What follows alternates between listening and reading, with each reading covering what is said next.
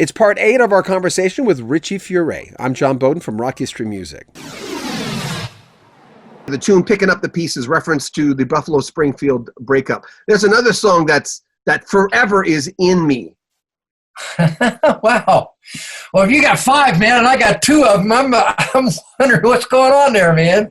Yeah, Picking Up the Pieces, that's basically exactly what it was about, I mean, hey, that was fun. It was good. Now we're on here, and look at us, man. And I'm talking to the country people because we wanted to cross a bridge. One of the things I think was a disappointment that Poco never got a chance to play while I was in the band, maybe someplace like the Grand Ole Opry. I did play there once when I introduced Stephen and gave him an Americana award. Is the only time I've, even been inside the place, and it would have been fun, to have been a part of that. But yeah, that's what Picking Up the Pieces was about, man. Hey, bingo, that was fun. We're on something else now, and I want you people out there, man, in country music land to know, hey, man, we're just like you, because there was some redneck stuff, in a song I wrote. I don't know if you heard Hand in Hand. Yes. It's got a song on there called We Were the Dreamers. Yeah. And, talk about, redneck and hippies, man. There's a big clash going on there, but now it's just music. What's your proudest moment of that first album? That first album really hit me. What are you most proud of? Because I think I'm most proud that it got out. Just give me a second though, just because there's certain albums that you remember where you were when you first heard them, and that's one of them for me. But yeah, what was your proudest moment of that album? Well, I think obviously, when the fact that it was on a label and it was going to be put out on a national, to a national audience, and I mean, how many people did I know in LA, man, that were good bands that were, people were signing people right and left, but it was like, I thought something going, we were starting something, and I was, David Crosby was part of, Columbia, and I was part of Atlantic, and there was a switch there. No, Graham Nash. He was a part of Columbia, and there was a switch that went back, so Crosby, Stills, and Nash could get started.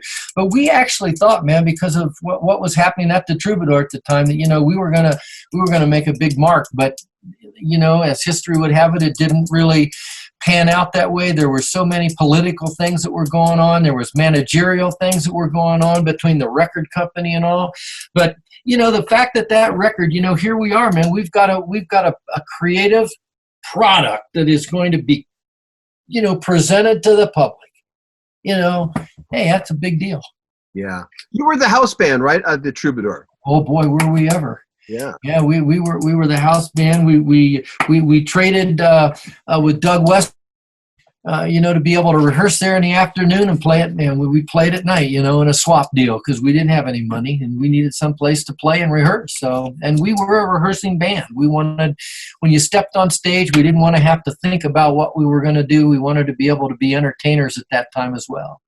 Yeah. Do you remember the first time you were up there? Basically, up when you were up in the pulpit. I mean, do you remember the first time you went up there and it was your gig? Like it was your gig.